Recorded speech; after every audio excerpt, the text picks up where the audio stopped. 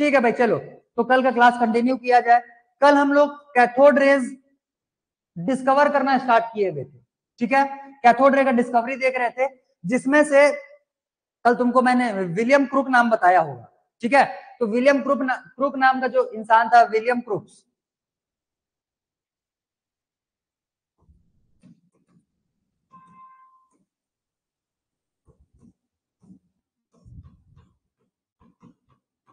ठीक, इसने cathode ray experiment perform किया हुआ था। अब कैथोड रे के लिए कल मैंने तुमको शॉर्ट में बता दिया था कि क्या क्या किया हुआ रहेगा। आज हम लोग उसको डिटेल में करते हुए उसके कुछ प्रॉपर्टीज भी देखेंगे कि कैथोड रे के प्रॉपर्टीज होते क्या है। क्लियर, क्योंकि उसमें भी हम लोग को बहुत सारे इंफॉर्मेशन नए नए मिलने वाले हैं। ठीक है, देखो भाई, तो सबसे पहले तो यहाँ पे एक कैथोड रे हम लोग एक ट्यूब बनाते हैं। देखो ध्यान से, जब ये एक्सपेरिमेंट किया गया तब के केस में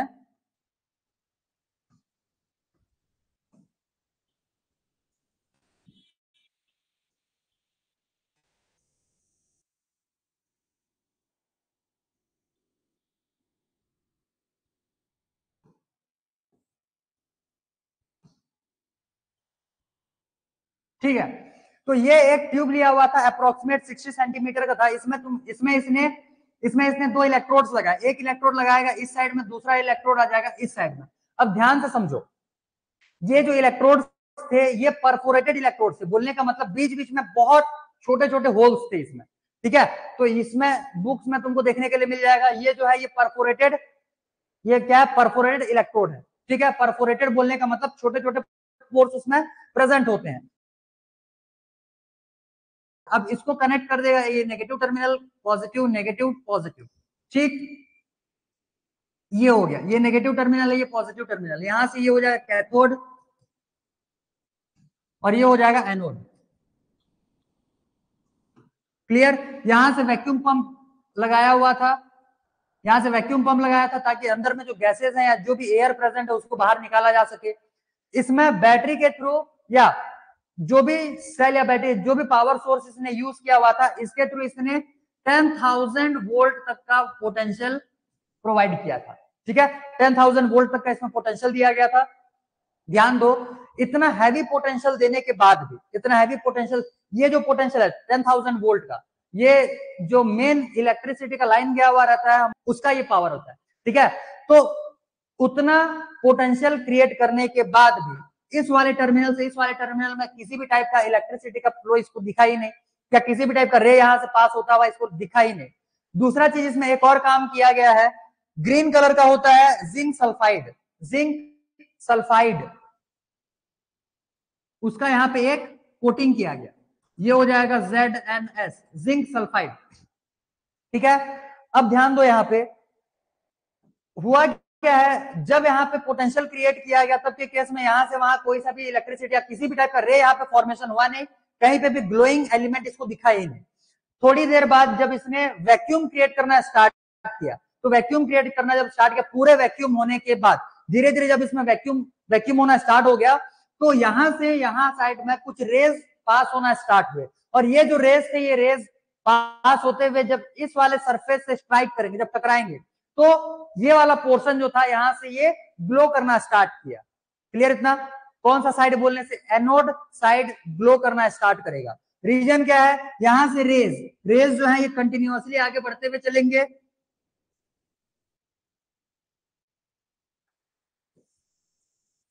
रेज जो है ये कंटिन्यूअसली आगे बढ़ते हुए चलेंगे और इस वाले सरफेस में जाकर के स्ट्राइक करेंगे, कोलाइड करेंगे, तब जाकर के वहां पे ड्यू टू कोलिजन, ठीक है, वहां पे ग्लो करना, वहां पे क्योंकि ये स्ट्राइक करेगा तो वहां पे कुछ एनर्जी रिलीज होता है, वही एनर्जी लाइट के फॉर्म में एमिट होता है, और यहाँ पे ये ग्लो करना स्टार्ट करेगा, ये वाला पोर्शन थोड़े से लाइट ग्रीन कलर में ये ग्लो करता है, ठीक है। इसके इमेजेस मैं तुमको दिखाऊंगा, रियल इमेज जब ये एक्सपेरिमेंट किया जाता है तो ये कैसे दिखता है ये मैं तुमको दिखाऊंगा इमेज में, तो ये समझ में आ गया होगा ये एक्सपेरिमेंट कैसे किया गया था। अब ध्यान दो, यहाँ पे ये एक्सपेरिमेंट करने के टाइम पे इसने और भी बहुत सारे इसमें मॉडिफिकेशन किया हुआ था। विलियम क्रूक्स नाम याद रखे रहना, हालांकि ये नाम जो है ये मे भी तुमको अलग बुक में दूसरा कुछ देखने के लिए मिल सकता है। अभी हम लोग इलेक्ट्रॉन डिस्कवर नहीं किए हुए, अभी हम लोगों ने सिर्फ और सिर्फ कैथोड रे डिस्कवर किया हुआ, ये कैथोड रे, ठीक है, कैथोड रे सिर्फ डिस्कवर किया हुआ है। क्लियर, आगे देखो, जब यहां से ये रे यहां से पास होते हुए गया था तो इसमें कुछ कुछ मॉडिफिकेशन करके इसके और भी एक्सपेरिमेंट्स परफॉर्म किए गए। जैसे यहां पे एक छोटा सा व्हील रख दिया गया,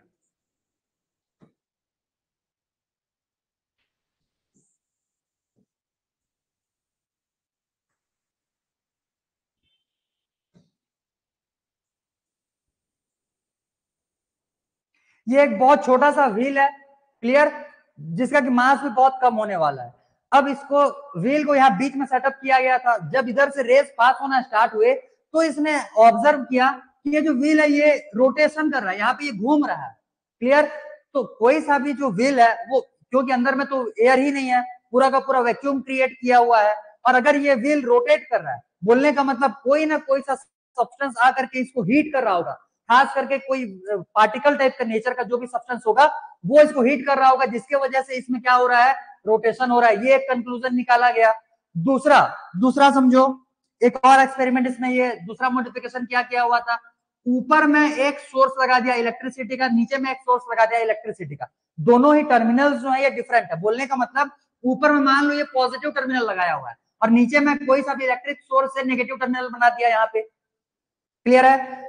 जो यहां से कैथोड रेज निकल करके जा रहे थे, जब ये टर्मिनल्स बनाए गए यहाँ पे इसके वॉल्स पे, तब ये देखा गया कि जो कैथोड रेज थे ये डिफ्लेक्ट होना स्टार्ट हो गए ऊपर की तरफ, ये ऊपर के डायरेक्शन में इस टाइप से डिफ्लेक्ट होना स्टार्ट किए।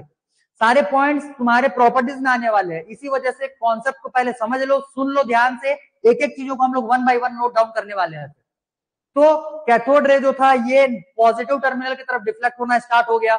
बोलने का मतलब इलेक्ट्रिक फील्ड जब यहाँ पे क्रिएट किया गया है तो इलेक्ट्रिक फील्ड से ये जो कैथोड रे है ये अफेक्ट हुआ है, ठीक है। तो इससे ये कंक्लूजन निकल, कोई सा भी चीज पॉजिटिव टर्मिनल की तरफ कब भागेगा, जब वो खुद नेगेटिव हो, क्लियर, क्योंकि दो अपोजिट अपोजिट जो साइंस होते हैं इन्हीं में अट्रैक्शन का फोर्स लगता है। तो इसी वजह से ये कंक्लूड किया गया कि अगर ये पॉजिटिव टर्मिनल की तरफ क्या हो रहा है, डिफ्लेक्ट हो रहा है, तो जाहिर सी बात है ये जो रेज निकल करके आ रहा है इसमें क्या होने वाला होगा, नेगेटिव चार्ज होगा, क्लियर। ये जो व्हील यहाँ पे ये घूम रहा था, व्हील जो यहाँ पे घूम रहा था, इसके लिए कंक्लूजन क्या निकाला गया होगा कि ये जो रे फॉर्म हुआ है ये रे बहुत ही छोटे छोटे नेगेटिव पार्टिकल से मिलकर के बना हुआ रहेगा, क्योंकि नेगेटिव चार्ज तो ये इलेक्ट्रिक फील्ड से पता चल गया, और ये व्हील घूम रहा है, बोलने का मतलब यहाँ पे पार्टिकल्स स्ट्राइक कर रहे हैं, और पार्टिकल्स जो है वो नेगेटिव चार्ज होने वाले होंगे, इसी वजह से वो डिफ्लेक्ट होकर के पॉजिटिव टर्मिनल की तरफ भाग रहे हैं। समझ में आया ये, क्लियर। तो दो कंक्लूजन यहाँ पे निकाला गया। तीसरा कंक्लूजन समझो, ये जो यहाँ पे ये क्या दिया हुआ है, कैथोड रे। ये जो कैथोड रे है ये इलेक्ट्रिक फील्ड के साथ साथ मैग्नेटिक फील्ड जब क्रिएट किया जाता है तो मैग्नेटिक फील्ड से भी ये डिस्टॉर्ट होता है। हालांकि इसके बारे में डिटेलिंग जो है हम लोग आगे में देखने वाले हैं, तो इसको बहुत ज्यादा डिटेल में नहीं करने वाले, सिर्फ इतना दिमाग में बिठा लो, इलेक्ट्रिक फील्ड के साथ साथ जब यहाँ पे मैग्नेटिक फील्ड भी क्रिएट किया जाता है तब के केस में भी इसमें डिस्टॉर्शन देखने के लिए मिलता है, क्लियर इतना, ठीक है। चलो भाई, तो ये थे इसके मेन इंपॉर्टेंट पॉइंट्स। तो इसको हम लोग वन बाय वन करते हुए यहाँ पे नोट डाउन करना स्टार्ट करते हैं, ठीक। और इसके और भी जो पॉइंट्स होने वाले रहेंगे इसको हम लोग देखेंगे बाद में। उसी के साथ आगे देखो,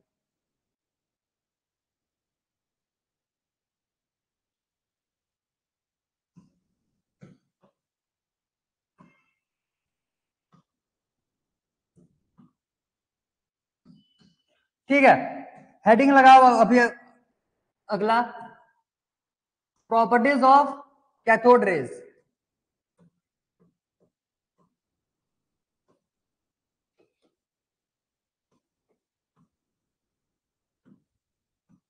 प्रॉपर्टीज ऑफ कैथोड रेज, ठीक।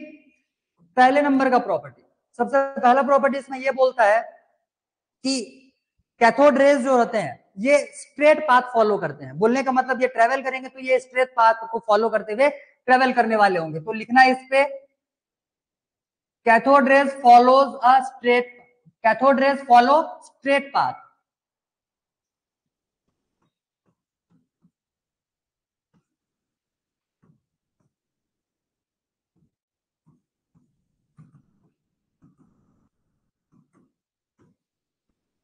Cathode rays follow a straight path, पहला नंबर। Second, cathode rays made up of negatively charged particles, ठीक है। तो इसमें लिखेंगे cathode rays are made up of negatively charged particles.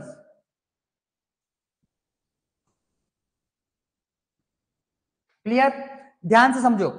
हालांकि स्कूल के एग्जाम्स वगैरह में बहुत ज्यादा डिटेल में तो यहाँ से पूछा ही नहीं जाता, क्योंकि बहुत बेसिक चीज है। आने वाले टॉपिक्स में बहुत ज्यादा बेहतरीन बेहतरीन टॉपिक्स हम लोग कवर करने वाले हैं, तो मोस्टली क्वेश्चंस वहीं से पूछे जाते हैं। इन केस अगर तुमको सिर्फ प्रॉपर्टीज लिखने के लिए आता है तो ये सारे के सारे प्रॉपर्टीज लिखोगे। अगर तुमको इनको एक्सप्लेन करने के लिए आता है कि ये प्रॉपर्टी किस तरीके से डिराइव किया गया है, तब के केस में ये कहां से आया हुआ ये भी तुमको बताना है। जैसे स्ट्रेट पाथ कौन सा ऐसा फिनोमिना है जिससे तुमको ये पता चले कैथोड रेज जो है वो स्ट्रेट पाथ फॉलो करता है? तो सिंपल सी बात है कि दो जो इलेक्ट्रोड्स बनाए हुए थे, इस इलेक्ट्रोड से निकल करके गया हुआ है और दूसरे इलेक्ट्रोड में चला गया। बोलने का मतलब ये एक स्ट्रेट लाइन में आ रहे होंगे, ठीक है? तब के केस में यहां से जो पाथ बनने वाला होगा कैथोड रे का, वो स्ट्रेट लाइन का बनता है, ठीक है? और ये तुमको विजिबल भी होगा। दूसरा चीज ये बता सकते हो कि अगर इस वाले टर्मिनल से कैथोड रे निकला हुआ है और यहाँ पे पूरा का पूरा इस टाइप से ट्यूब बना हुआ है, तो ये स्ट्राइक करेगा तुम्हारा इस वाले पॉइंट पे, इन सारे पॉइंट्स पे ये स्ट्राइक करने वाला है। बोलने का मतलब अगर इस वाले टर्मिनल से निकल करके जा रहा होगा और यहाँ पे हिट कर रहा है, तब के केस में ये स्ट्रेट पाथ फॉलो कर रहा होगा। अगर ये डिस्टॉर्ट होता या फिर किसी दूसरे पाथ की तरफ डेविएट हो जाता, तब के केस में ये सीधा या इस वाले पॉइंट पे जाकर के हिट ना करते हुए ये ऊपर या फिर नीचे के डायरेक्शन में किसी एक पॉइंट पे जाकर के हिट करता। क्लियर? लेकिन ये सीधा सामने में जाकर के हिट कर रहा है, इसका बोलने का मतलब ये है कि ये स्ट्रेट पाथ फॉलो करता है। क्लियर है? दूसरा, नेगेटिवली चार्ज पार्टिकल से मिलकर के बना हुआ बोल रहा है, तो इसके लिए तुमको दो एक्सप्लेनेशन देना पड़ेगा फिर वहां पे। एक तो जब हम लोग इस पे magnetic field sorry electric field create करते हैं, जब यहाँ पे हम लोग कोई सा एक electric field external electric field create करेंगे। एक्सटर्नल इलेक्ट्रिक फील्ड बोलने का मतलब बाहर से कोई सोर्स ला करके दो टर्मिनल्स को हम लोग डिफरेंट सरफेसेस पे अटैच करने वाले हैं। तब के केस में इसी एक सिंगल बॉडी पे एक पॉजिटिव चार्ज भी आ गया और दूसरा नेगेटिव चार्ज भी आ गया, तो ये दोनों मिल करके यहाँ पे एक फील्ड क्रिएट करते हैं जिसको कि हम लोग इलेक्ट्रिक फील्ड बोलेंगे। ठीक है? इलेक्ट्रिक फील्ड के बारे में तुमको क्लास 12 में पढ़ना है, तो अभी के लिए उसके लिए ज्यादा दिमाग लगाना है ही नहीं। इलेक्ट्रिक फील्ड, मैग्नेटिक फील्ड, इन दोनों के बारे में डिटेल में तुमको क्लास 12 में कवर करना है। तो अभी सिर्फ नाम से दिमाग में बिठाओ और छोटे छोटे जो एलिमेंट्स इसके बताए जा रहे हैं उसको अच्छे से दिमाग में बिठाओ। ये हो जाएगा तुम्हारा इलेक्ट्रिक फील्ड। जब इस पे इलेक्ट्रिक फील्ड क्रिएट किया जाता है, तब कैथोड रे जो होते हैं ये पॉजिटिव टर्मिनल की तरफ भागना स्टार्ट करते हैं। बोलने का मतलब कैथोड रेज जो है ये नेगेटिवली चार्ज होते हैं। दूसरा, अगर यहाँ पे कोई सा एक लाइट व्हील बोलने का मतलब बहुत ही हल्का सा एक व्हील अगर यहाँ पे प्लेस किया जाए, तो व्हील में रोटेशन देखने के लिए मिलता है। तो व्हील में रोटेशन होने का मतलब ये है कि इस पे आकर के छोटे छोटे पार्टिकल्स जो है वो स्ट्राइक कर रहे हैं, वहां पे वो कोलाइड कर रहे हैं, उससे टकरा रहे हैं, जिसके वजह से इस पे फोर्स लग रहा है और फोर्स की वजह से ये क्या हो रहा है, इसमें रोटेशन आ रहा है। क्लियर? हालांकि फोर्स नहीं, इस पे टॉर्क लगेगा, उसके बारे में डिटेल में हम लोग फिजिक्स में देखने वाले।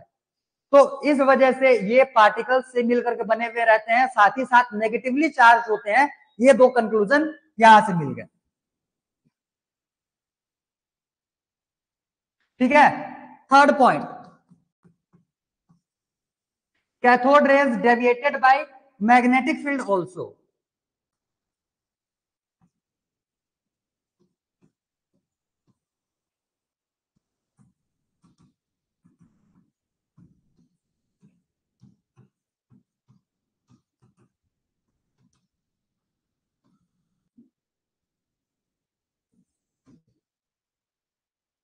Cathode ray deviated by magnetic field. Clear? Next, cathode रे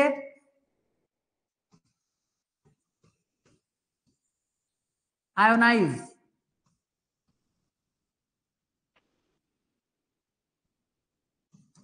द गैस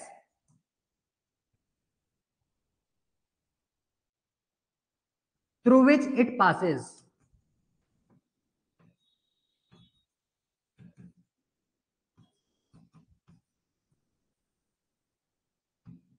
ठीक, इसको लिखो, मैं समझाता हूं, फिर note it down fast. 4 points लिखो जल्दी जल्दी, एक आध दो पॉइंट्स और करवाएंगे फिर इसको एक्सप्लेन करते हैं। जल्दी लिखो, जल्दी, स्पीड में। हो गया? Done, very good very good. ठीक है, अब देखो फिफ्थ नंबर पॉइंट, इस पे पहले लिख लो तो फिर इसको दोनों को एक्सप्लेन करते हैं। कैथोड रे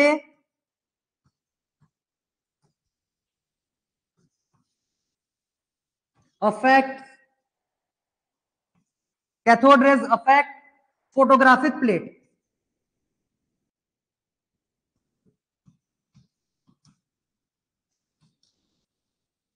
फोटोग्राफिक प्लेट, और ये जो फोटोग्राफिक प्लेट को अफेक्ट करने का ये जो प्रॉपर्टी होता है, या ये जो फिनोमिना होता है, प्रॉपर्टी नहीं, ये जो फिनोमिना होता है, इसी फिनोमिना को हम लोग बोलते हैं फॉगिंग। ठीक है, इसको हम लोग बोलते हैं फॉगिंग।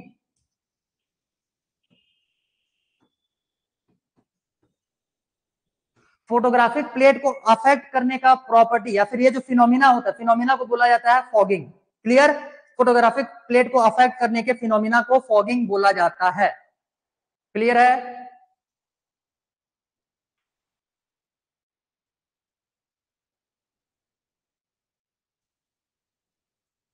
जल्दी करो भाई, 5 पॉइंट्स हो गए, 5 पॉइंट्स तुम्हारे लिए बहुत है।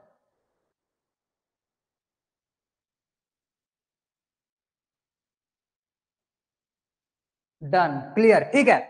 अब देखो यहाँ पे ये जो लास्ट में 2 पॉइंट्स हम लोगों ने लिखा हुआ है, इसको मैं एक्सप्लेन करता हूं। ऊपर के तो लिख ही लिए रहोगे, मैं इसको रब करता हूं यहां से और समझो।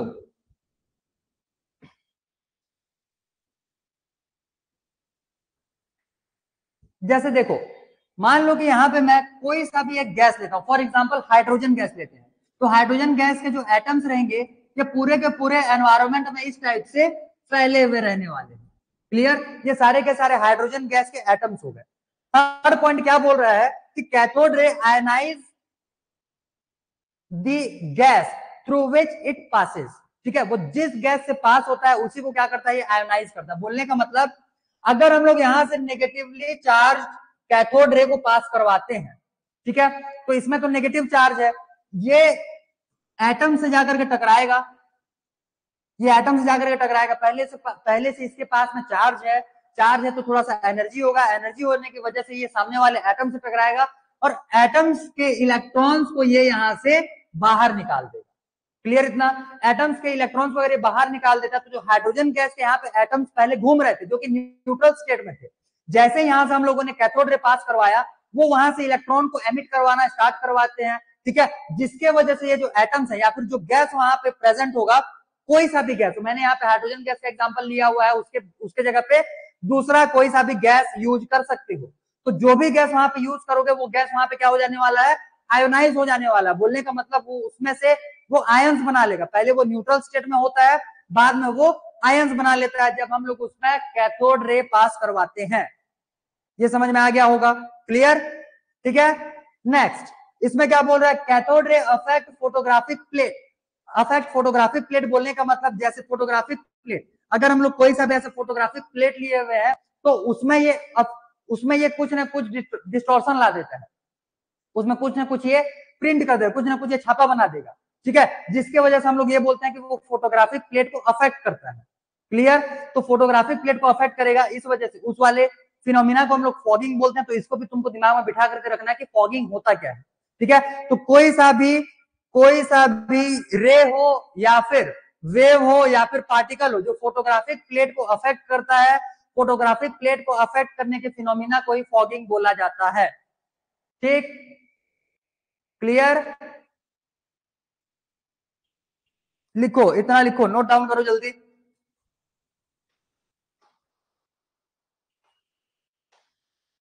अच्छा, ये तो सारे लिख ही चुके थे। ठीक है, चलो भाई आगे बढ़ा जाए यहां से। तो अब समझो, अभी यहाँ पे हम लोगों को कैथोड रे मिल चुका है। ठीक है, कैथोड रे के कंक्लूजन में हम लोगों ने एक कंक्लूजन ये भी लिखा हुआ है कि कैथोड रे जो रहता है, ये बहुत ही छोटे नेगेटिवली चार्ज पार्टिकल से मिलकर के बना हुआ रहता है। फाइनली आगे चल करके इन्हीं नेगेटिवली चार्ज पार्टिकल्स को, जिनसे मिल करके कैथोड रे बना हुआ रहता है, इन्हीं को इलेक्ट्रॉन्स बोला जाएगा। ठीक है, फराडे ने, याद करो कल के क्लास में बताया हुआ था, फराडे ने इन्हीं पार्टिकल्स को एटम्स ऑफ इलेक्ट्रिसिटी बोला था। ठीक, इन्हीं पार्टिकल्स को एटम्स ऑफ इलेक्ट्रिसिटी बोला था। आगे चल करके फिर इसके और भी नाम दिए गए। फाइनली जब कैथोड रे डिस्कवर हो गया और ये पता चल गया कि कैथोड रे जो रहता है, ये नेगेटिवली चार्ज होता है, प्लस नेगेटिवली चार्ज पार्टिकल से मिलकर के बना हुआ रहता है। तो जिन पार्टिकल से मिलकर के कैथोड रे बना हुआ रहता है, उन पार्टिकल्स को हम लोग बोल रहे हैं इलेक्ट्रॉन्स। ठीक है, क्लियर? और ये जो इलेक्ट्रॉन्स है, कैथोड रे का डिस्कवरी नहीं, इलेक्ट्रॉन्स के डिस्कवरी का जो क्रेडिट है ये जाता है फिर जे जे थॉमसन को। ठीक है, अब लगाओ हेडिंग डिस्कवरी ऑफ इलेक्ट्रॉन्स। पहले मैं तो मेन हेडिंग लगा लिए थे डिस्कवरी ऑफ इलेक्ट्रॉन्स, अब धीरे धीरे करके स्टेप बाय स्टेप हम लोग चलते हुए चल रहे थे। पहले हम लोगों ने इलेक्ट्रिसिटी और मैटर्स के बीच में रिलेशन बिल्डअप किया हुआ था फैराडे के लॉ के हिसाब से। इलेक्ट्रोलिसिस का एक्सपेरिमेंट के परफॉर्म करने के बाद हम लोगों ने मैटर्स और इलेक्ट्रिसिटी के बीच में रिलेशन वहां पे बिल्डअप किया हुआ था, या उनके बीच में रिलेशन बनाए थे। उसके बाद फिर हम लोगों ने कैथोड रे एक्सपेरिमेंट देख लिया।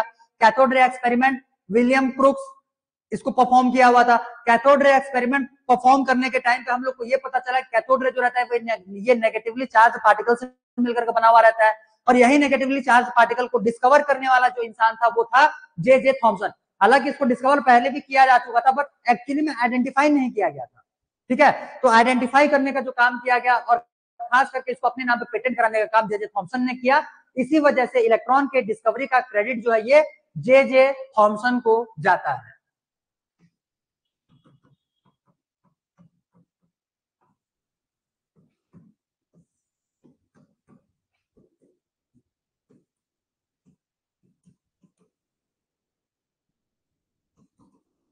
Credit goes to J J Thompson.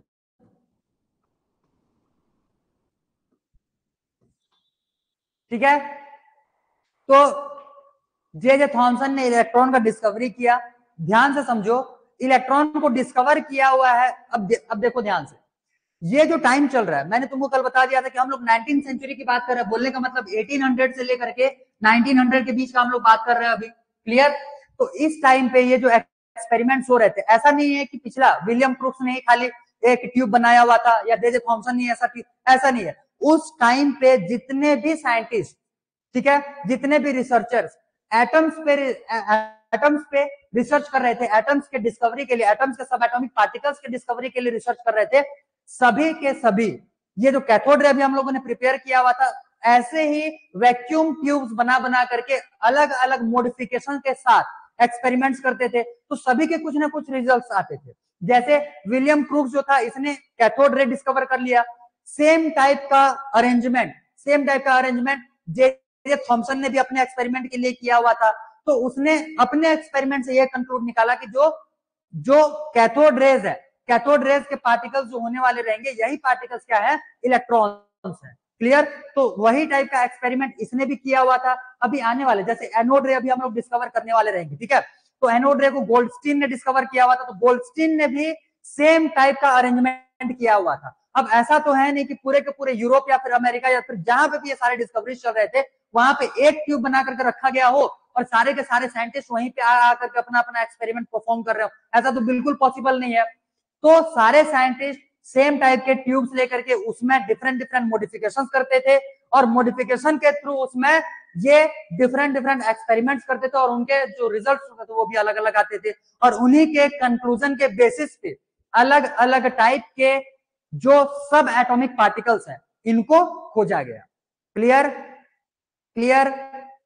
तो ये जो ट्यूब्स है, जो हम लोगों ने वैक्यूम ट्यूब्स बनाया हुआ था, ये वैक्यूम ट्यूब सारे के सारे साइंटिस्ट जो कि उस टाइम पे सब एटॉमिक पार्टिकल्स पे, इलेक्ट्रिसिटी पे रिसर्च कर रहे थे, सभी उसमें कुछ कुछ मॉडिफिकेशंस के साथ में एक्सपेरिमेंट्स करते थे। क्लियर इतना? ठीक है भाई, देखो अब जब जे थॉमसन ने इलेक्ट्रॉन को डिस्कवर कर लिया है, इलेक्ट्रॉन के मास के बारे में किसी को कुछ नहीं पता है, इलेक्ट्रॉन के एक्चुअल चार्ज के बारे में चलो हल्का फुल्का पता चल गया था, क्योंकि इलेक्ट्रिसिटी जो है इसके बारे में डिस्कवरी और एक्सपेरिमेंट जो है ये बहुत पहले से होते आ रहे थे। जब एटम डिस्कवर नहीं हुआ, सॉरी, एटम के बारे में बहुत ज्यादा डिटेलिंग में पता नहीं चला हुआ था, उस टाइम से बहुत पहले से ही इलेक्ट्रिसिटी से रिलेटेड एक्सपेरिमेंट्स होते आ रहे थे। तो चार्ज के बारे में पहले से ही लोगों को पता था। ठीक है, चार्ज के बारे में लोगों को बहुत पहले से ही पता था। जो सब एटॉमिक पार्टिकल्स हैं, इनके डिस्कवरी के बहुत पहले से चार्ज के बारे में लोगों को पता था। ठीक है, अब इलेक्ट्रॉन डिस्कवर होने के बाद इलेक्ट्रॉन के चार्ज को फाइंड आउट कर लिया गया। क्लियर? और ध्यान से समझो, जे जे थॉमसन जो था, इसने इलेक्ट्रॉन्स के लिए एक कैलकुलेशन किया, और इसने फाइंड आउट क्या किया था बोलने से, इलेक्ट्रॉन्स का charge to mass ratio found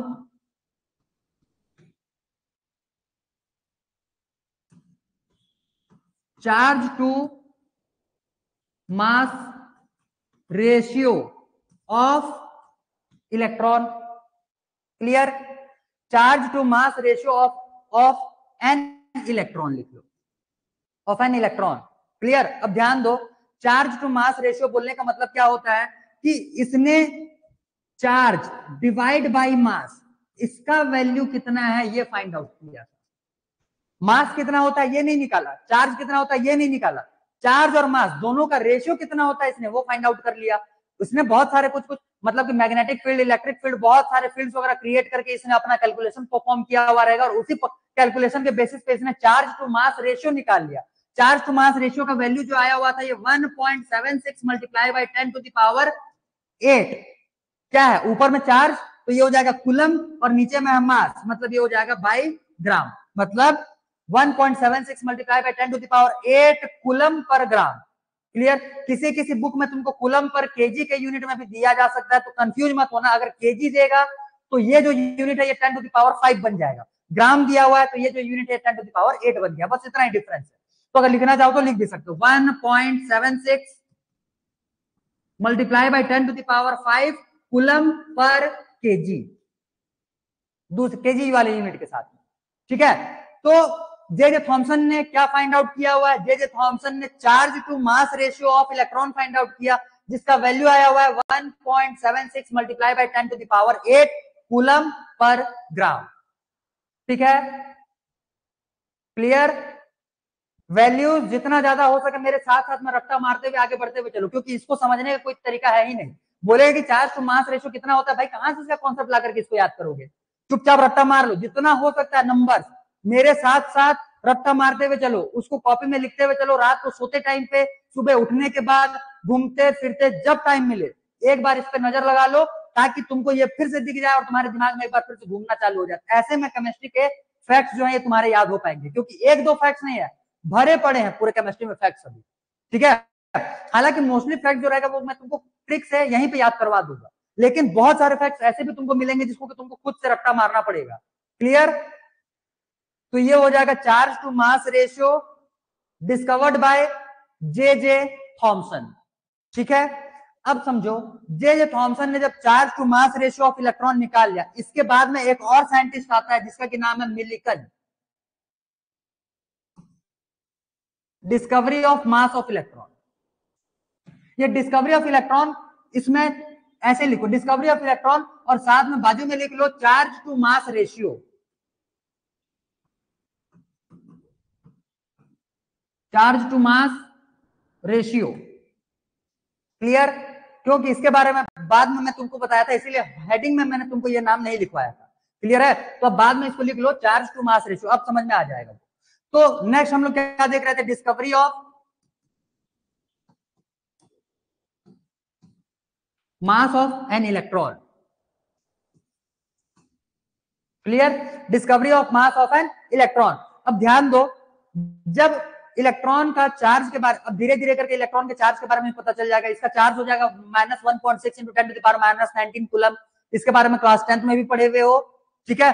और उस टाइम पे भी अगर लिखवाया गया रहेगा, हालांकि लिखवाया ही जाता है जनरली, इलेक्ट्रिसिटी वाले चैप्टर में तुमको इलेक्ट्रॉन्स के चार्ज के बारे में बताया गया रहेगा। ठीक है? बताया गया रहेगा। और इसका जो चार्ज का वैल्यू होता है -1.6 × 10 to the power -19 कूलम होता है, और इसका मास जो हो जाएगा ये हो जाएगा 9.1 multiply by 10 to the power -31 kg। ठीक है? ग्राम में लोगे तो -27 ग्राम हो जाएगा, और ये जो मास है ये नेग्लिजिबल मास होता है। ये जो मास होता है ये नेग्लिजिबल मास होता है, और ये मास को फाइंड आउट करने वाले जो साइंटिस्ट था उसका नाम था मिलिकन।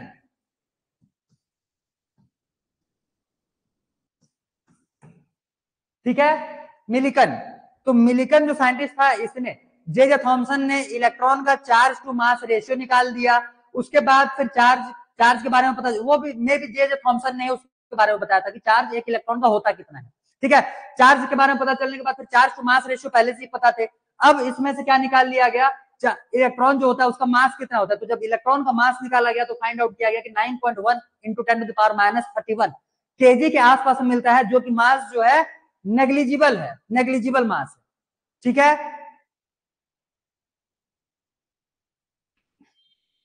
अगर इस मास को एक हाइड्रोजन एटम से कंपेयर किया जाए तो किसी किसी बुक में इसका कंपैरिजन भी दिया हुआ रहता है।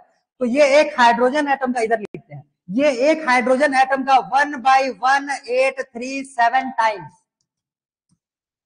ऑफ हाइड्रोजन एटम ये मास होता है। क्लियर?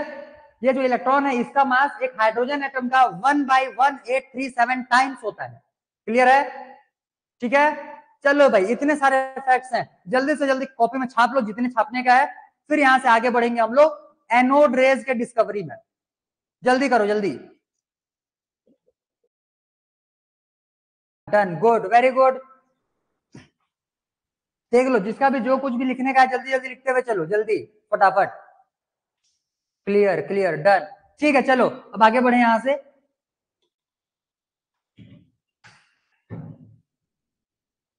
देखो, तो ये तो हो गया इलेक्ट्रॉन का डिस्कवरी कंप्लीट। अब अगला हेडिंग लगाओ, discovery of anode rays.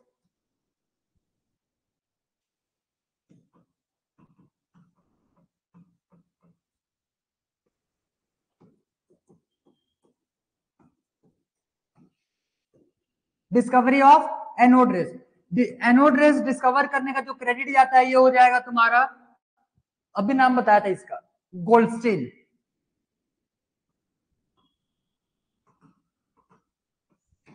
Goldstein को इसका डिस्कवरी करने का क्रेडिट जाता है। ठीक है, बस इसने भी बहुत ज्यादा कुछ नया किया नहीं है। पिछला जो हम लोगों ने देखा हुआ था ट्यूब, ठीक है, वैक्यूम ट्यूब, सेम वही ट्यूब हम लोग यूज करने वाले रहेंगे इसके लिए भी। देखो ध्यान से, अब होगा क्या यहाँ पे, सारे एक्सपेरिमेंट इसी टाइप से होने वाले हैं, कुछ नया नहीं करने वाले। क्लियर?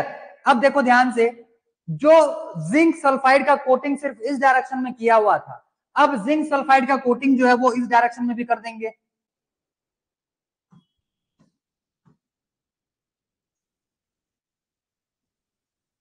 जिंक सल्फाइड का कोटिंग इस डायरेक्शन में भी हो गया अब। ठीक है, एक सेकंड दिख नहीं रहा, वेट।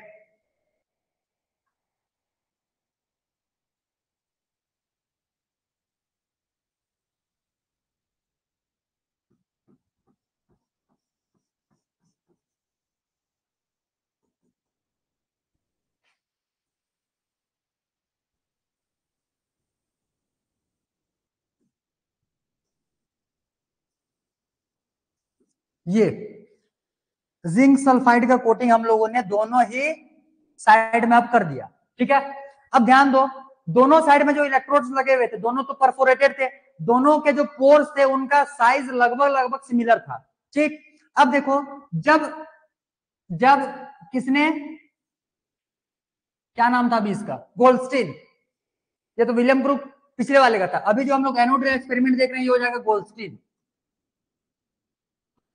पिछले वाले में नाम लिखे हुए हैं। ठीक है, तो गोल्डस्टीन, गोल्डस्टीन ने जब ये पूरा का पूरा सेटअप किया, ज्यादा कुछ नहीं है नहीं, जो विलियम ब्रूक ने किया हुआ था सेम वैसा ही इसने भी किया हुआ है, सेम ऐसा ही जे जे थॉमसन ने किया हुआ था, जितने भी साइंटिस्ट इस टाइम पे आए हुए थे उन्होंने इसी टाइप का एक्सपेरिमेंट किया हुआ था, और सेटअप भी लगभग लगभग सभी का ऐसे ही था, थोड़े थोड़े मॉडिफिकेशन सभी ने किया हुआ था। ठीक है, ठीक है भाई, अब देखो, अब यहां पे जो इलेक्ट्रोड्स बनाए गए ये तो परफोरेटेड है,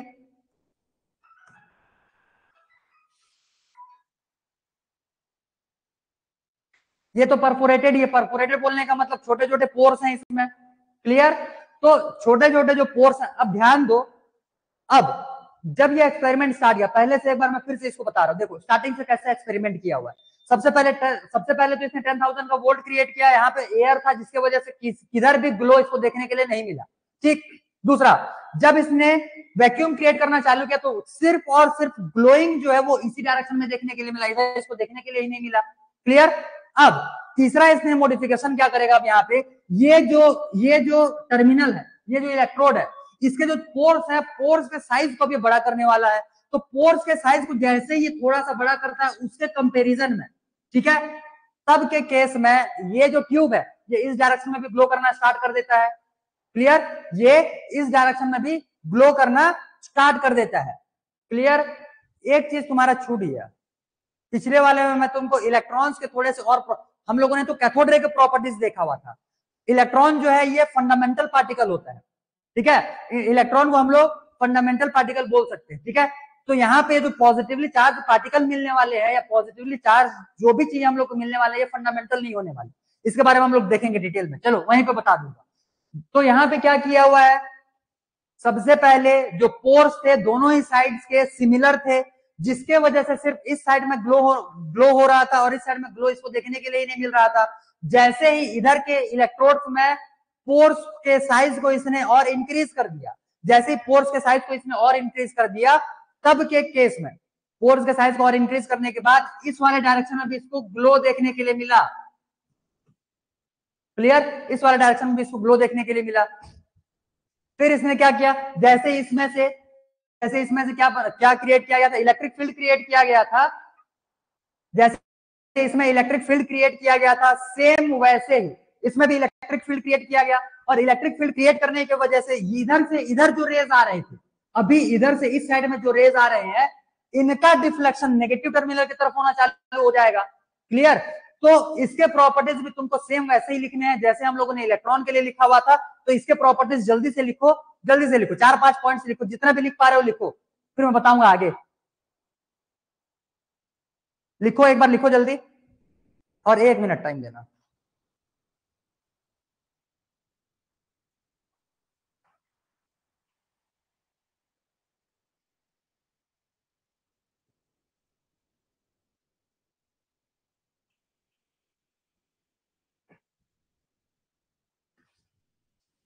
क्लियर, सबसे पहले तो इसमें देख लो, एनोड रेज जो रहते हैं इन ये स्ट्रेट लाइन का पाथ फॉलो करने वाले रहेंगे, ये भी क्लियर। एनोड रेज जो रहते हैं ये पॉजिटिवली चार्ज पार्टिकल से मिलकर के बने हुए रहते हैं, जिनको कि प्रोटॉन मत लिखना, प्रोटॉन अभी डिस्कवर हुआ ही नहीं है, प्रोटॉन नहीं, सिर्फ ये लिखो कि इधर से ये जो एनोड रेज होते हैं, एनोड रेज, अच्छा चलो लिख ही देते हैं भाई, वेट, एक एक पॉइंट इसमें भी लिखना चालू करते हैं।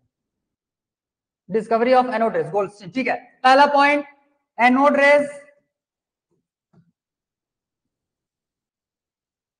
follows straight line path, follow straight line path,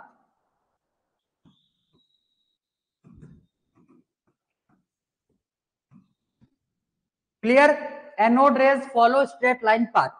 दूसरा,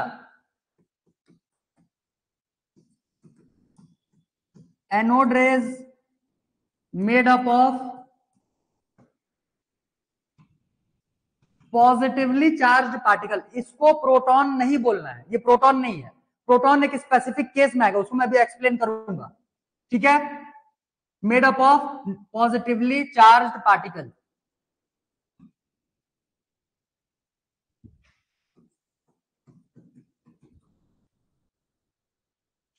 particles.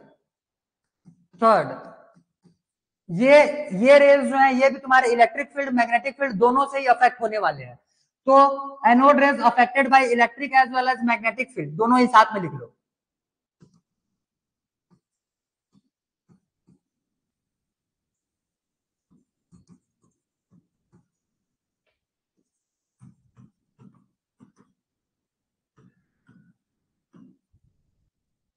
Electric as well as magnetic field,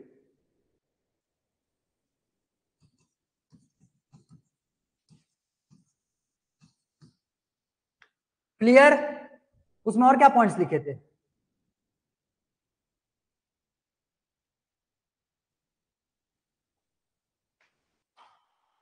इसमें भी लिख लेना, ये भी आयोनाइज कर लेता है, जिस भी गैस से ये पास होता है ये भी आयोनाइज कर लेता है, लिख लो भाई, लिख लो, वही सारे पॉइंट्स लिख लो, लिखो लिखो जल्दी लिखो, ये भी गैस को आयोनाइज कर लेता है, उसी को और कितने बार लिखूंगा, यहीं पे लिखो जल्दी फटाफट, हो गया। इसके लिए बस एक पॉइंट और लिख लेना, एनोड रेज जो रहते हैं इनको केनाल रेज बोला जाता है, anode rays,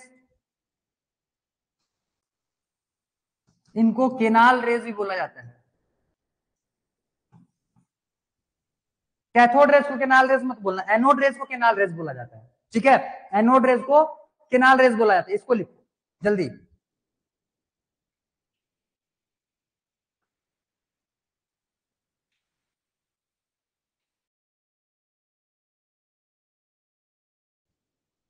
done, done, good, very good. अब देखो ध्यान से यहाँ पे, हम लोगों ने यहाँ पे दो टाइप के चार्ज पार्टिकल के बारे में देखा। एक था नेगेटिवली चार्ज पार्टिकल, जिसको कि हम लोगों ने अगले ही डिस्कवरी में इलेक्ट्रॉन बोल दिया। लेकिन यहाँ पे जो पॉजिटिवली चार्ज पार्टिकल मिला हुआ है, इसको हम लोग प्रोटॉन नहीं बोल रहे हैं, ठीक है, इसको हम लोग प्रोटॉन नहीं बोल रहे हैं, वो एक स्पेसिफिक केस में प्रोटॉन बनता है, ठीक है। अब मैं इसको थोड़ा सा एक्सप्लेन कर रहा हूं, पूरा कॉन्सेप्चुअल है, ध्यान से देखो, कॉपी पेन सब बंद कर दो और ध्यान से पहले इसको समझो, क्योंकि लिखने वाली चीज है नहीं, इसको लिखना नहीं है तुमको, इसको समझना है। देखो, जैसे मान लो मैंने यहाँ पे कोई सा एक एटम लिया हुआ है, कोई सा भी एक एटम ले लो, मान लो सोडियम एटम लिया हुआ है, मान लो मैंने यहाँ पे एक सोडियम एटम लिया हुआ है। अब या फिर सोडियम को मान लो मैंने गैस के फॉर्म में, सोडियम को मैंने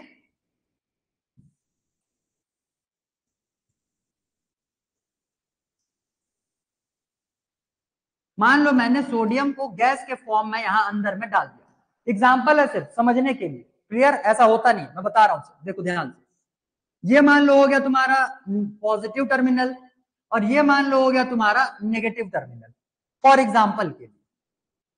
अब मैं करूंगा क्या, जब ये सोडियम को मैं आयोनाइज करूंगा, आयोनाइज करने का मतलब क्या है कि इसमें से मैं इलेक्ट्रॉन बाहर निकाल दिया, मैं इसमें से इलेक्ट्रॉन बाहर निकाल दिया, तो ये जो पार्टिकल बचेगा ये तुम्हारा प्रोटॉन बचेगा या फिर सोडियम आयन बचेगा, वो भी पॉजिटिवली। समझ में आ रहा बात? यहां से अगर मैं इलेक्ट्रॉन बाहर निकाल दिया, तब के केस में यहां पे तुम्हारा प्रोटॉन बचेगा या पॉजिटिवली चार्ज आयन बचेगा। तो सिंपल सी बात है, प्रोटॉन तो बचेगा नहीं, यहाँ पे पूरा का पूरा पॉजिटिवली चार्ज आयन बचने वाला। बोलने का मतलब एक तो हो गया यहां से इलेक्ट्रॉन और दूसरा यहां से हो जाएगा सोडियम प्लस आयन। तो ये प्लस आयन भी तो पॉजिटिवली चार्ज होता है और ये भी एक पार्टिकल के जैसा ही बिहेव करने वाला है। तब के केस में हम लोग नेगेटिवली चार्ज को इलेक्ट्रॉन तो बोलेंगे, क्योंकि जो भी नेगेटिव चार्ज होता है वो इलेक्ट्रॉन ही बाहर निकलता है। और प्रोटॉन जो रहते हैं आगे के डिस्कवरी में हम लोग देखने वाले, और तुमको पता भी है कि प्रोटॉन जो रहता है वो न्यूक्लियस में होता है। अगर यहाँ पे मैं सोडियम एटम बनाया पूरा का पूरा, तो यहाँ पे क्या आ जाएगा इसका प्रोटॉन, और इलेक्ट्रॉन जो है वो रिवॉल्व कर रहा होगा इसके अराउंड में। तो जब मैं यहां से इसको चार्ज बनाना की कोशिश करूंगा, तब के केस में प्रोटॉन तो बाहर निकलेगा नहीं, इसमें से मेरे को इलेक्ट्रॉन बाहर निकालना है, तो एक इलेक्ट्रॉन तो बाहर निकल गया, तो ये तो फंडामेंटल पार्टिकल हो गया, ये तुम्हारा फंडामेंटल पार्टिकल हो गया। लेकिन इसमें से प्रोटॉन निकाल पाना पॉसिबल नहीं है। क्लियर? इतना इतना समझ में आया? समझे ये? लेकिन लेकिन लेकिन अगर यहाँ पे सोडियम ना लेकर के सोडियम के जगह पे हाइड्रोजन गैस ले ली, सोडियम ना लेकर के सोडियम के जगह पे हाइड्रोजन गैस ले, तो समझो ध्यान से, हाइड्रोजन जो रहता है, हाइड्रोजन जो रहता है इसके पास एक प्रोटॉन होगा और बाहर में एक इलेक्ट्रॉन होगा। तो अगर इसमें से मैं एक इलेक्ट्रॉन को बाहर निकाल दिया, तो हाइड्रोजन एटम में और बचा ही क्या तुम्हारा, सिर्फ और सिर्फ एक सिंगल प्रोटॉन। क्लियर? तो हाइड्रोजन के केस में हम लोग बोलते हैं कि अगर उस साइड में इस साइड में अगर गैस हम लोग को ट्रांसफर करवाना है, तब के केस में तुम्हारा प्रोटॉन ट्रांसफर होने वाला है। ठीक है? क्लियर इतना? अदरवाइज दूसरे किसी भी एलिमेंट में प्रोटॉन बाहर नहीं निकलता है, पॉजिटिव चार्ज ही बाहर निकलने वाले होंगे। अब ध्यान दो, अब ध्यान दो, यहां पे जो ये एनोड रे एक्सपेरिमेंट किया गया, इसमें इसके जो पोर्स थे, इसको बड़े साइज का बनाने का रिक्वायरमेंट क्यों हुआ, समझो ध्यान से। क्योंकि इधर से इधर इलेक्ट्रॉन पास हो रहे थे, तो इलेक्ट्रॉन का साइज बहुत छोटा होता है, तो छोटे परफोरेशन से भी आराम से बाहर निकल सकता है। बोलने का मतलब छोटे छोटे पोर्स से भी आराम से बाहर निकल जाएगा। लेकिन जो पॉजिटिव चार्ज होता है, ये जरूरी नहीं है कि प्रोटॉन ही हो, सिर्फ प्रोटॉन होगा तो उसका साइज तो छोटा हो जाएगा। लेकिन अगर कोई पॉजिटिवली चार्ज आयन हुआ, तब के केस में तो उसका साइज बड़े साइज का होने वाला होगा। और बड़े साइज का होने की वजह से कोई सा भी एक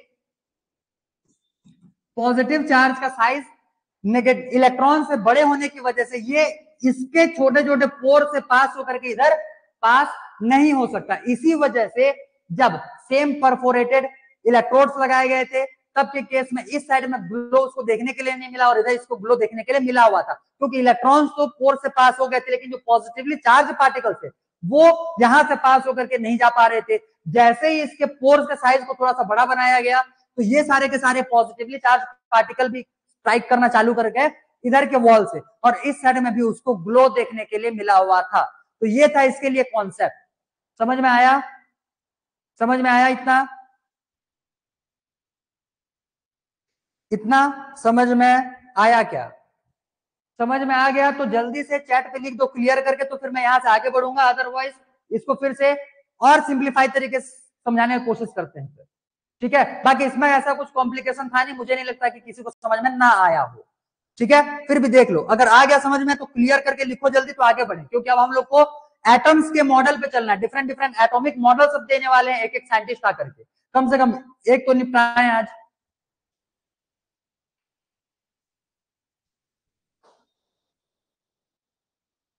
जल्दी बताओ भाई, क्लियर हो गया तो क्लियर लिखो, सारे के सारे, कोई छूटना नहीं चाहिए, सारे के सारे। क्लियर हुआ? जल्दी बताओ जल्दी, क्लियर?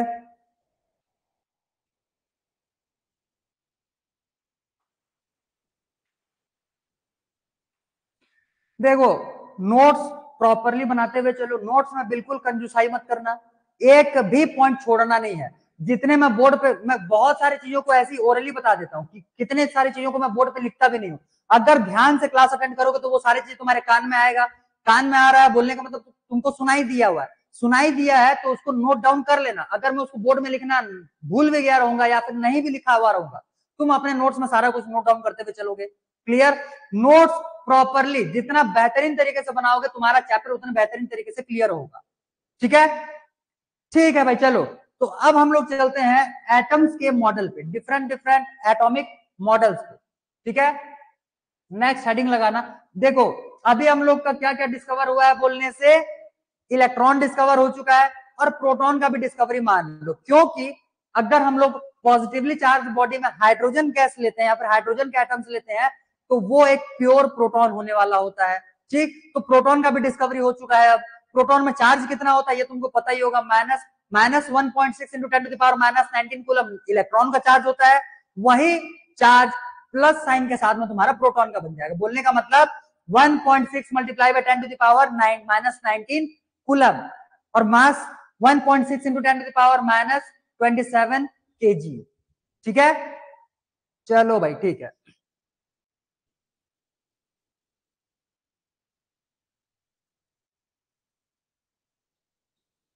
क्या हेडिंग लगा रहे थे हम लोग यहाँ पे? हाँ, अब हम लोग देखेंगे एटॉमिक मॉडल्स।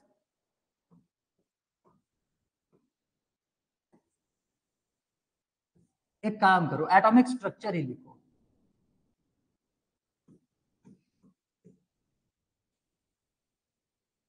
Atomic structure. अब हम लोगों को सब एटॉमिक पार्टिकल्स के बारे में पता चलना स्टार्ट हो चुका है। ठीक है, एक चीज दिमाग में बिठाना, अभी तक न्यूट्रॉन्स का डिस्कवरी नहीं हुआ है भाई, न्यूट्रॉन्स अभी तक नहीं मिला है। अभी सिर्फ और सिर्फ प्रोटॉन्स और इलेक्ट्रॉन्स ही मिले हुए हैं। इन्हीं दोनों सब एटॉमिक पार्टिकल्स के बेसिस पे अब एटम के स्ट्रक्चर को बनाने का कोशिश किया जाएगा। आगे चल करके फिर न्यूट्रॉन्स मिलने वाला है। याद रखना, जब ये सारे डिस्कवरीज चल रहे थे, बहुत सारे साइंटिस्ट ऐसे थे जिनको कि पहले से ही लग चुके, क्योंकि प्रोटॉन और इलेक्ट्रॉन दो दो सब एटॉमिक पार्टिकल्स मिले हुए हैं, और अभी भी जो एटम था उसका मास जो था वो डिस्टॉर्ट कर रहा था। बोलने का मतलब प्रोटॉन्स और इलेक्ट्रॉन्स के बेसिस पे जितना एटम का मास आना चाहिए था उतना किसी भी साइंटिस्ट को नहीं मिल रहा था। तो सभी के दिमाग में ये तो जरूर था कि अंदर में कुछ ना कुछ ऐसा चीज है, ऐसा एलिमेंट या ऐसा सब एटॉमिक पार्टिकल प्रेजेंट है जिसके बारे में हमको अभी तक पता नहीं चला हुआ है। ठीक है, और उसको अभी इग्नोर करते हुए, उस सब एटॉमिक पार्टिकल को इग्नोर करते हुए इलेक्ट्रॉन्स और प्रोटॉन्स के ही बेसिस पे एटम के मॉडल को प्रपोज करने का कोशिश किया जाना है एक एक साइंटिस्ट के द्वारा। ठीक है, तो सबसे पहला एटॉमिक स्ट्रक्चर को प्रपोज करने वाले जो साइंटिस्ट थे वो हो जाएंगे जे जे थॉमसन, जिसने इलेक्ट्रॉन को ही डिस्कवर किया हुआ है।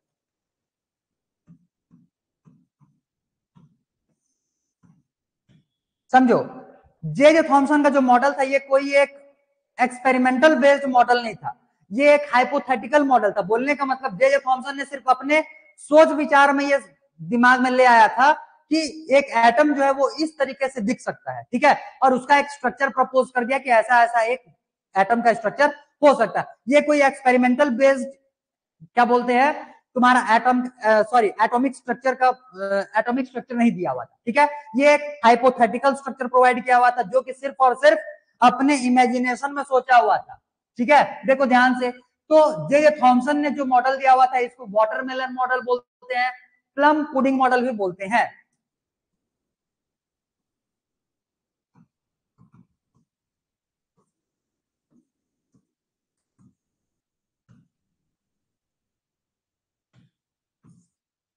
Plum pudding model, sorry plum pudding model बोलो या फिर वाटरमेलन मॉडल बोलो, दोनों उसी को बोला जाता है। जो खीर होता है, ठीक है, खीर जो रहता है उसमें उसमें जो राइस ग्रेन्स होते हैं, राइस ग्रेन्स छोड़ दो, जो काजू किशमिश वगैरह उसमें डाले हुए रहता है, ठीक है, जैसे पूरा का पूरा जो उसका लिक्विड पार्ट रहता है जैसे पूरा फैला हुआ रहता है, और बीच बीच में कहीं कहीं पे उसके जो अलग अलग कंपोनेंट्स होते हैं, जैसे काजू किशमिश हो गया या राइस ग्रेन ले लो, ठीक है, वो बीच बीच में एम्बेडेड होता है, बोलने का मतलब धंसे हुए रहते हैं। दूसरा वाटरमेलन जैसे लोगे तो उसमें से जो रेड पोर्शन रहता है, रेड पोर्शन को उसमें से पॉजिटिवली चार्ज पार्ट मान लो, ठीक है, वो पॉजिटिवली चार्ज पार्ट है, और जो उसके सीड्स होते हैं, सीड्स जो रहेंगे जो उसमें एम्बेडेड होता है बीच बीच में, उसको इलेक्ट्रॉन्स मान लो। तो ये एटम का मॉडल प्रपोज किया हुआ था जे थॉमसन ने। क्लियर? नाइन्थ में भी इसको डिटेल में पढ़े हुए रहे हो, बहुत ज्यादा डीप में इसको नहीं करा रहा मैं, और बुक में भी इसको बहुत ज्यादा डीप में दिया नहीं है, और ना ही इसके बारे में एग्जाम में कभी पूछा जाता है। तो ये हो जाएगा जो पॉजिटिवली चार्ज बॉडी है, ये वाटरमेलन में रेड कलर का जो पोर्शन होता है उसके हिसाब से पूरे के पूरे फैले हुए रहते हैं, ठीक है, और उसी में बीच बीच में जो इलेक्ट्रॉन्स है ये एम्बेडेड होते हैं। एम्बेडेड बोलने का मतलब धंसे पड़े रहते हैं। क्लियर इतना? ठीक।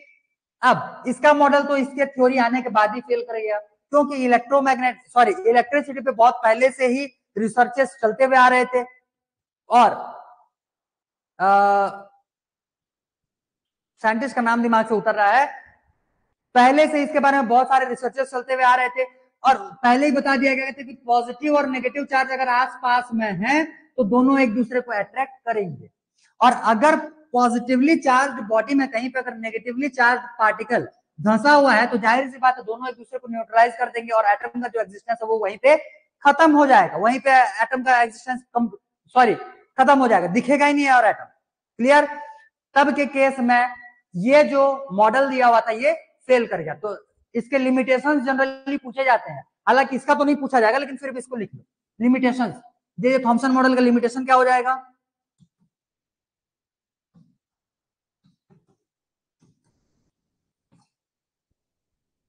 Positive and negative charge can neutralize each other and existence of atom. क्या वो लिख सकते हो? ऐसे लिखो, positive and negative charge, the charges can neutralize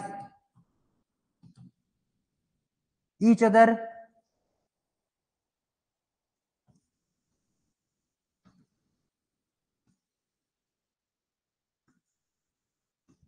and there will be no existence of atom.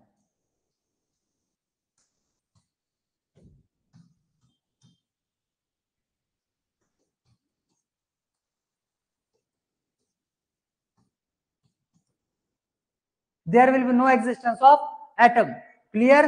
तो ये इसका लिमिटेशन, एक ही लिमिटेशन है, बहुत ज्यादा इसमें डीप में जाना है नहीं, क्योंकि इसका थ्योरी तुम्हारे लिए इंपॉर्टेंट है नहीं, कभी एग्जाम में नहीं पूछा जाता, ना ही इसके थ्योरीज तुम्हारे आगे में काम आने वाले हैं। थ्योरी आते ही फेल हो गया भाई, ये क्या काम आएगा तुम्हारा? और ठीक है, हालांकि ये डिस्कवरी हुआ था, ये हमको पढ़ना है, ताकि देखो बहुत सारे लोगों को ये लगता है कि जो चीजें फेल कर गया उसके बारे में पढ़ के मिलेगा क्या।